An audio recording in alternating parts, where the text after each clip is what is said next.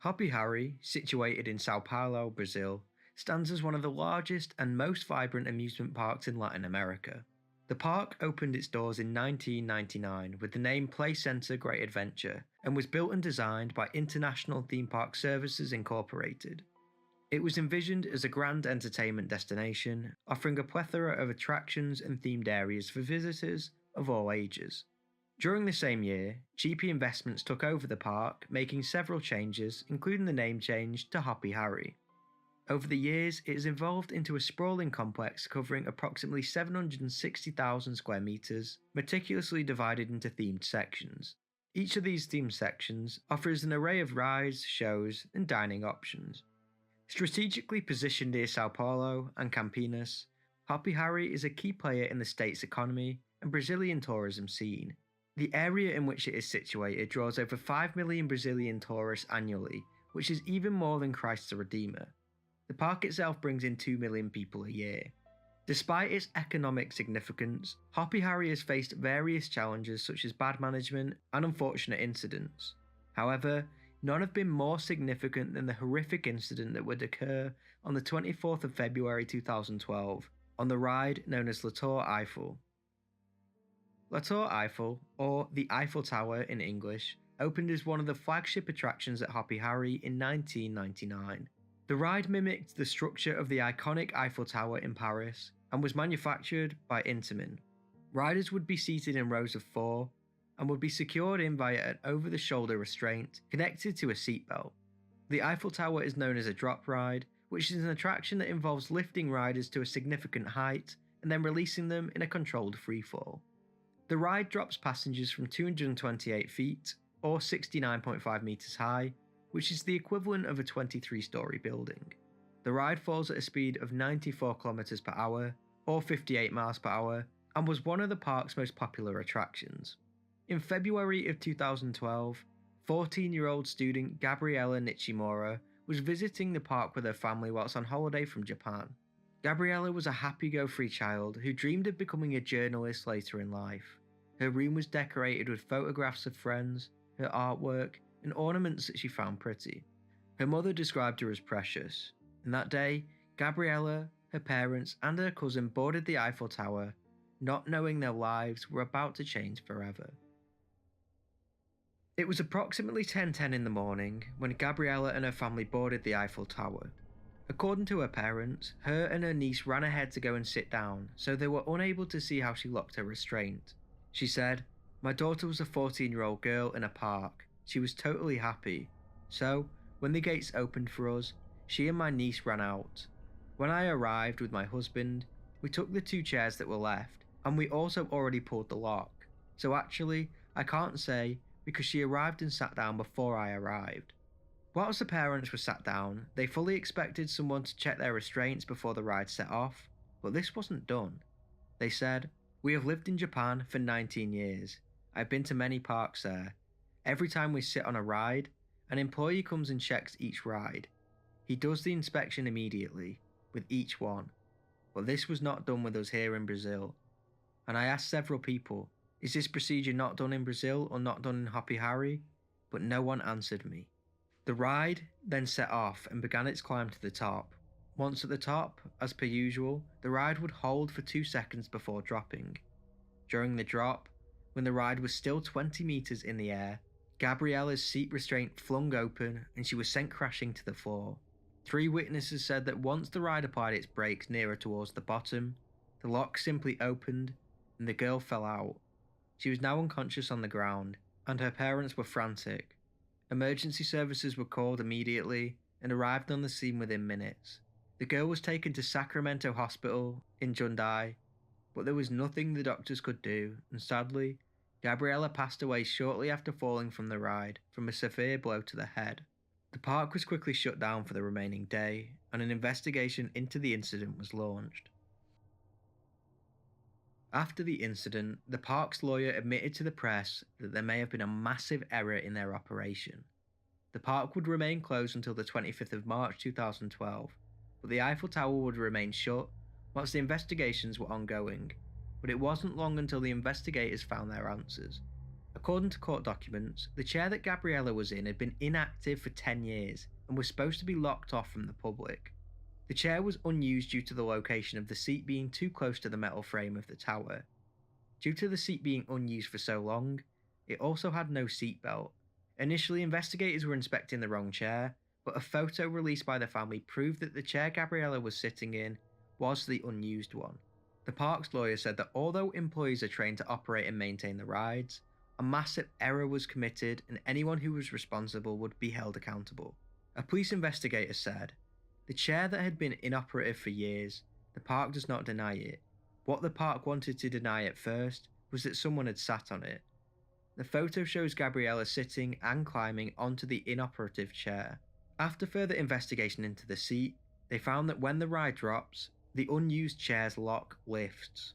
The prosecutor of the case said, "We discovered numerous errors that ended up, in a succession of errors, causing Gabriella's death. From the moment the park recognises that the chair is inoperative, it knows that the chair has mechanical problems. So it's not that there was a mechanical failure. The failure of the chair was already predictable. What happened was a human error in not stopping her getting into that chair." The investigator was horrified at what he had found and described the ride as a fatal weapon. Anna Beatriz, the consumer law prosecutor, blamed the park, saying, "There is a very serious failure on the part of the park in that it lacked information. If the chair was banned, it was the park's duty to put up tape, any kind of warning to both operators and users, so that no one was able to sit down." It also came out that 2 Hoppy Harry employees revealed that moments before the accident, they observed a flaw in the ride where a visitor could open the closed seat. Despite reporting the issue to management, they were instructed to continue operating the ride. On May 9, 2012, 12 individuals from the park, including the then president Armando Filho, was indicted by the Public Prosecution Service for the accident. Then, in 2017, 3 employees were convicted of manslaughter. They were then fined and sentenced to community service. In the aftermath, the family of Gabriella sued the park and agreed to an undisclosed settlement, but they were obviously traumatized by the whole ordeal. Her mother stated that after the incident, the family received therapy and she became very overprotective of Gabriella's 8-year-old sister. She said, "I'm actually a bit boring. I rarely let her go somewhere without me or my husband." Gabriella's bedroom remained untouched, as she found it difficult to change. She claimed that the park should be closed by saying, "My wish would be to close the park permanently, but I'm not sure that will happen. I don't just speak for my daughter, I speak for the population, because today it was my daughter, but tomorrow it could be anyone." Despite her wishes, the park did reopen, but according to an article in 2019, the Eiffel Tower remained closed despite multiple attempts to bring it back. There was, however, a further article that said they planned on reopening the ride in 2022, but I couldn't actually find if they did. Hoppy Harry released a statement saying that they deeply regretted what happened, but I can't quite fathom why this ride would operate with one seat completely broken. And with the operators knowing this, why on earth wouldn't they check each seat vigorously before the ride set off? If they had done this basic principle, Gabriella would still be here today. I hope her family is doing well. Kaitlyn and her family resided in Germantown, Kentucky. Germantown is a neighborhood in Louisville known for its German heritage and quaint urban setting. She lived with her parents Randy and Monique Lassiter and attended Highland Middle School, where she was described as being well-liked and sporty. One student at Highland Middle School said, "There's like the popular group, and she was in that, and I knew her pretty well, but my sister was one of her best friends." Another student named Austin said, "She's a fun person, very cool, just a fun person to hang out with." Kaitlyn had just recently turned 13, and her parents were granting her more freedoms, which she was thrilled about. And on June the 21st, 2007, Kaitlyn had planned on going to Kentucky Kingdom in Louisville with 2 of her close friends. She was beyond excited, and when that Thursday rolled around, Randy and Monique dropped Kaitlyn off at Kentucky Kingdom, not knowing that theirs and Kaitlyn's life was about to change forever. Kentucky Kingdom is a popular theme park located in Louisville, Kentucky, and it first opened its doors on May the 22nd, 1987. The park spans 67 acres, has a water park, and features a variety of attractions including roller coasters, thrill rides, and entertainment. Some of these rides include the Lightning Run, a steel roller coaster known for its steep drops and intense airtime, the Thunder Run, a wooden roller coaster which opened in 1990, making it one of the park's oldest coasters, and of course, the Superman Tower of Power. Kentucky Kingdom was previously owned by the popular theme park chain Six Flags, and in 1995, they debuted a new one-of-a-kind ride known as the Hellevator, which would later be renamed the Superman Tower of Power. The Tower of Power was a drop ride which involves a vertical ascent followed by a sudden freefall drop. Riders are typically seated in a gondola, which is lifted to the top of a tall tower or structure using a system of cables, chains, or hydraulics. Once at the top, the gondola is released, allowing gravity to pull it down at a high speed. High-strength steel cables are integral to both the ascent and descent phase of the attraction. The cables lift the gondola to the top of the tower for a smooth ascent and secure it for the drop. During the descent, they regulate the speed. Riders would take a seat in one of the 4 carriages affixed to the tower. They were then launched 177 feet into the air at 12 miles per hour, held there for several seconds, and then plunged down around 154 feet at 54 miles per hour to the bottom. The ride was manufactured by Liechtenstein-based company Intamin. Intamin, short for International Amusement Installations, is a leading manufacturer of amusement rides and roller coasters, headquartered in Scharn, Liechtenstein. On that day, Kaitlyn and her friends had already been on a few rides before going on the Superman Tower of Power. They went on the ride once and had no problems. When they got off, they noticed the queue for the ride was small. As they enjoyed the ride so much, they decided to go on the ride again, a decision that would change Kaitlyn's life forever. They got onto the ride, sat down, and it set off. As the girls approached the top, the seat began shaking violently. Immediately, the group knew something was wrong and began to scream. Kaitlyn would go on to state, "As we started to go up, we were laughing about something, and then it is almost as if it jolted a little bit or something, like a whipping sound." During this shaking, a rope snapped, hitting Kaitlyn, which busted her lip. The group were now screaming for the ride operator to stop and do something, but nothing was done. She said, "We looked up, and there were a bunch of cables falling, and this was only about 20 feet off the ground. It kept going up, and at that point, I had cables all over my body. There was a cable hanging below me. They were cables all over my friends." Thinking quickly, Kaitlyn removed one of the cables from her torso. She remembered the moment as the ride began the descent. She said, "My lip was busted, I had cuts all over me, and I was bleeding and freaking out. I remember smoke and the smell of burning. I felt like I was going to die. We kept screaming, 'Stop the ride.' People were frantically freaking out. I remember something else fell on us, which was more cable. We even had cables around our necks, and we pulled them off. Something hard hit our head, and then we dropped." During the fall, one of the ropes had wound its way around both of Kaitlyn's feet. This shattered her left femur and severed both of her feet as they plummeted to the bottom. Her feet had now been completely cut off from the ankles below. According to one newspaper, as the car climbed, the operator heard the cable snap and heard screaming, but didn't hit the emergency stop button in time. He hit it just before their descent, meaning that the locks on the ride were now stuck in place, which meant that Kaitlyn was now trapped in her seat. Emergency services were on the scene almost immediately, and once she was taken out of the seat, she was transported to UL Hospital. Kaitlyn was in a bad way, but she was stable. At the hospital, the doctors were able to reattach Kaitlyn's right foot, but her left foot was too badly damaged to restore and had to be amputated below the knee. Miraculously, Kaitlyn survived. The ride was then closed until further notice, never to be reopened again, as it was demolished a year later in 2008. An investigation into the incident was launched immediately, and it wasn't long until they found their answers.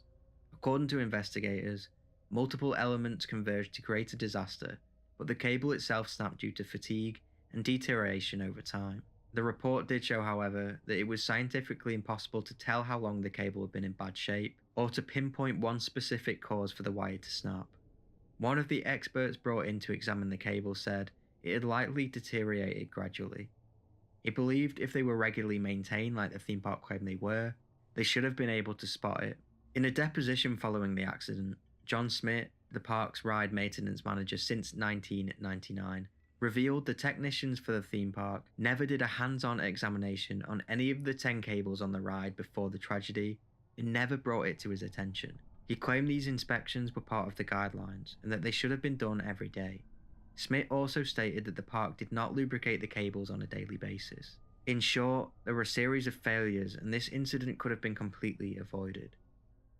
In the aftermath, the park was fined $1,000, and in response to the tragedy, the Kentucky General Assembly passed a state legislation prohibiting most high school students from running theme park thrill rides, as the ride operator that day was only 18 years old. The Lassiter family then sued Kentucky Kingdom for negligence, and a settlement was reached for an undisclosed fee. It was claimed in the J. Beasley report that the settlement would provide lifetime care for Kaitlyn. In other words, they would be paying her for the rest of her life. In another twist, the owner of Kentucky Six Flags sued Intamin, the ride designer, claiming they were to blame for the disaster. Of course, they didn't win their suit. Rides all over the world similar to the Superman Tower of Power were checked and made sure they were maintained up to standard. 5 months after the accident, Kaitlyn's parents told the media, "To watch our daughter continually try to overcome such extreme pain and adversity has definitely been 5 of the most trying months of our lives." After enduring months of pain and surgery, Kaitlyn began walking with the help of a prosthetic leg and went on to tell reporters at Capitol Hill, "This accident has affected my life dramatically. If I would have died for some reason, I feel it would have just been passed on, but I'm alive and I fought and I'm here today. Now we're going to change it and make it safer." In some brilliant news, Kaitlyn's replanted foot regained motor and sensory function, meaning today it is fully functional. It is clear that Kaitlyn is a remarkable woman who, against adversity and pain, fought every step of the way to get where she is now. In recent years, Kaitlyn has kept out of the limelight and has not made many appearances in the media, which I don't blame her for. If she does somehow come across this video, I hope she's found peace, happiness, and all of this is a distant memory.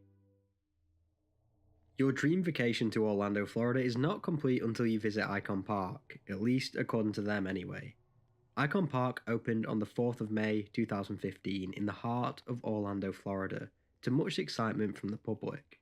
The park boasts over 40 different restaurants, a vast amount of bars, unique boutique shops, and of course their jaw-dropping, can't-miss selection of rides. One of these rides was known as the Orlando Freefall and was billed as the world's tallest drop ride. Infamously, the ride rose to fame in early 2022 after a horrific incident that sent shockwaves not only around Orlando, but all over the world, as 14-year-old Tyre Sampson was flung from the ride to his death. Not much is known about Tyre, but we do know that he was born on August the 17th, 2007 in Missouri, America. Sampson was nicknamed Big Tick by his friends and was a rising middle school football player. He got his nickname from the football team. Big Ticket meant his ticket out of St. Louis, which shows the potential that he had as a young football player. Sampson wasn't only incredibly talented on the pitch, he was extremely smart in the classroom as well. He was described as a generally nice, well-mannered young man who you couldn't help but want to have a conversation with. At the age of 14, he was 6'5" and weighed 383 pounds. This will become of importance later on in the video. According to his parents, Sampson was on spring break visiting family friends in Florida when on the 25th of March 2022, they decided to visit Icon Park for a day of excitement and fun. His mother said that a few days before, Sampson was hurrying out of the doors as any teenage boy would do, eager and excited for his upcoming trip.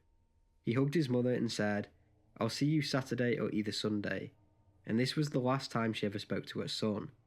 On that day, the group enjoyed Icon Park, but his friends noted that Sampson was prevented on going on some of the rides due to his physique and being so big. His size raised major safety concerns with the ride operators. At this point, the day was coming to an end, so at 11 PM, the group decided that they would go on one more ride. They were saving the best to last, Icon Park's unmissable freefall ride. The freefall, otherwise known as the Icon Drop Tower, was marketed as the world's tallest freestanding drop tower at 430 feet tall. The freefall tower was built by a company known as Funtime, which was founded in 1998. The ride can have up to 30 people on it, and it drops approximately 400 feet at a speed of 75 miles an hour. In a picture taken just before the ride took off, Sampson was in his seat, with his shoulder harness unbuckled. The harness appeared to be too small for him. According to his friend, Sampson knew that something was wrong. He expressed concerns about the harness, stating it was moving. At this point, the ride had taken off. The next moments were caught on video. Around a few minutes in, Sampson was dislodged from his seat. Passengers, friends and family watched in horror as Sampson hung on. As he was hanging on, Sampson's last words were, "Tell my mum and dad I love them," before he fell out of his seat and plummeted to the ground. On the video, other passengers are heard screaming, demanding they stop the ride. Sampson was now on the ground, surrounded by a pool of blood. He fell 200 feet. Terrified onlookers called emergency services. Alright, tell me exactly what happened.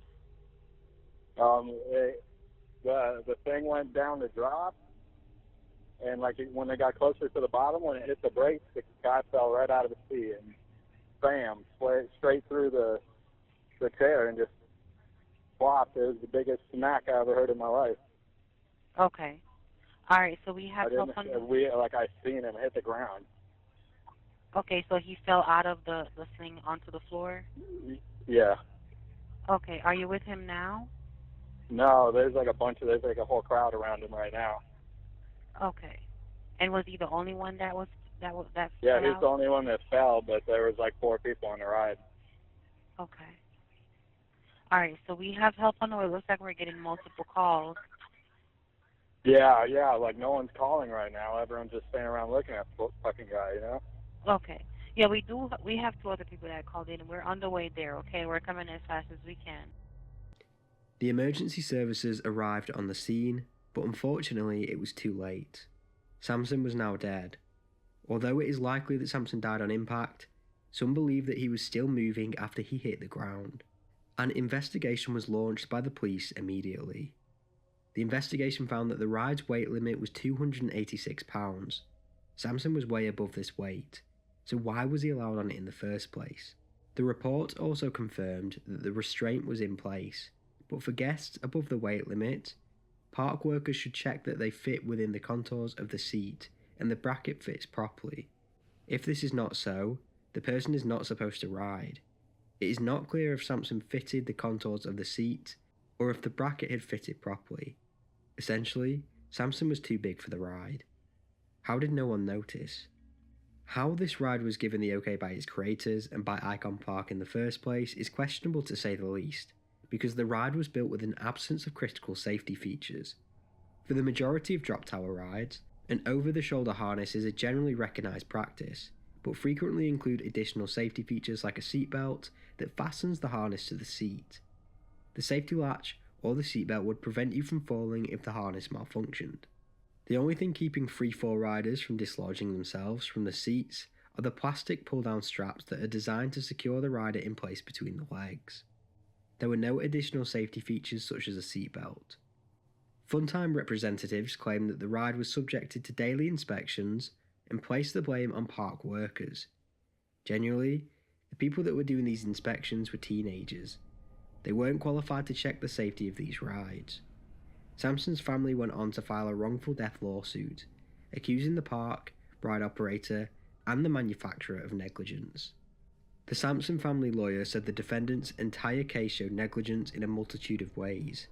He said one of the most glaring examples was failing to provide a $22 seatbelt on a ride that cost several $1 million to construct. He went on to state, "Is the manufacturer partly responsible? We believe so, absolutely. Does that absolve the operator's culpability? We think not. This was a cascade of gross negligence on multiple parties' parts. That's why we have multiple defendants." Tyre's dad said, "I wish I was there to tell him I love him, that I'm sorry for him to lose his life so young. And I wish it was me. I want to know what happened to my son. I want to know why my son is in a white bag, having to get shipped home. He walked there, why can't he walk back? I want answers for everybody. The ride has since been closed down and will not reopen. And although I know Tyre's family can never move on, I hope they eventually find some peace in the situation." The civil case over Tyre Sampson's death concluded with a Florida jury awarding $310 million to his family, granting $155 million to each parent for their loss. The verdict found the ride's manufacturer liable after investigators determined that the safety restraints had been improperly adjusted, allowing the harness to open despite Tyre not being securely seated. Additionally, state investigators led to fines against the ride operator and the permanent shutdown and dismantling of the ride. The outcome not only provided a measure of accountability for Tyre's tragic death, but also prompted broader safety reforms aimed at preventing similar incidents in the future. Unfortunately, there isn't really a lot of information about him, but we do know that Joshua Lee Smurfat was born on the 26th of July 1987 to parents Tammy and Terry Smurfat. He grew up near the park in Sunnyvale, California, and was a sweet and quiet young kid. According to reports, Joshua had severe mental and physical handicaps, but none of these would have disqualified him from riding that day. He loved going to the theme park, and despite his disabilities, he would go on most of the rides. The Drop Zone Stunt Tower was his favourite. He was also described as a lovable little kid, and played in a special little league team for disabled children. The 22nd of August 1999 was a warm and sunny afternoon which saw Joshua, his mother, 2 friends and 2 children visit Paramount Great America Amusement Park for a day out. California's Great America Amusement Park opened on the 20th of May 1976 and is billed as America's top destination for thrill seekers and families alike. The park has over 60 rides, restaurants, and even a water park. One of these rides includes the Drop Zone Stunt Tower.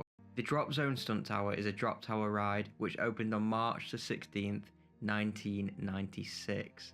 It was named after the Paramount film Drop Zone. On the Drop Zone, passengers freefall 224 feet, which is equivalent to 22 stories down, in just 4 seconds. The ride falls at around 60 miles per hour. Once riders reach the top, they are offered views of Levi's Stadium and, on a clear day, even San Francisco, depending on which way you are facing. The ride was the fastest ride at the park, and the safety restraints included a head-shoulder restraint, but no safety belt. On that day, the group had been at the park for a few hours before deciding to ride the Drop Zone Stunt Tower ride at around 3:20 p.m. Joshua had been on the ride before. He would go on with his mother Tammy, but a few of the cars were out of service, meaning that there wasn't room for her. Instead, Joshua went on with a family friend and 2 of the younger children. Before the ride set off, an error message was shown on one of the operator's computers, which forced them to shut the ride down for the day, with Joshua's group being the last riders for that day. The ride began, and they slowly started to rise to the top, where they would sit at 220 feet high. A countdown then began. 4, 3, 2, and 1. The car would then plummet to the ground. Tammy was watching from below. What she saw next would haunt her for the rest of her life. She stated, "When the ride was on its way down, my son flew out of his seat. I screamed and ran to the exit gate, thinking that I could catch him." Gary Winslow, who was waiting in line, saw the incident unfold. He claimed, "I saw the bar fly up after the ride had started. The boy was kind of struggling to stay in. Then he flew out, feet first. He flipped cartwheel style over and fell straight on his head. My sister and I ran over to him, but it was obvious that he was dead. His mother came over in hysterics, yelling, 'Why didn't they put the bar down? How could this happen?' It freaked me out. I knelt right there and said a prayer." Joshua fell at 62 miles per hour, head first onto the concrete below, 5 feet away from where his mother stood. According to Tammy, his head split open with such impact that his brains were on her shoes. Joshua died on impact, and an investigation was launched immediately. The police spoke to a witness who had claimed that Joshua's harness was not checked by operators before the ride began, but this is disputed. They also found that the ride operators were children. One was a 14-year-old volunteer, and this is below the age limit needed to be a ride operator. There were conflicting reports that the 16-year-old who strapped Joshua in did not do an effective job. Despite this, the District Attorney Office for Santa Clara County declared that there was no basis for filing charges against Paramount Great America. According to the team of safety experts and independent investigators, the safety harness used to restrain Josh was in a down and locked position for the duration of the ride. The ride was mechanically sound, and they found no evidence of operator error, according to them. A Paramount Great America representative stated, "Despite our extensive investigation to date, we may never know exactly what happened to Joshua. We do know that Joshua was somehow able to slide between the locked harness and the seat, and we have taken extra steps to ensure that this can never happen again." They also made a donation in Joshua's memory. After the incident, the park installed an additional safety strap, and the ride remains open to this day. Joshua's family did end up suing the park, but I was unable to find the outcome from this. Joshua was then laid to rest in Mission City Memorial Park in Santa Clara, California. Unfortunately, this case at the time went pretty much unnoticed. It wasn't until the death of Tyre Sampson, who I have covered, that it got brought to attention. Unfortunately for Joshua's family, when they saw Tyre's death on the news, it brought them back to that day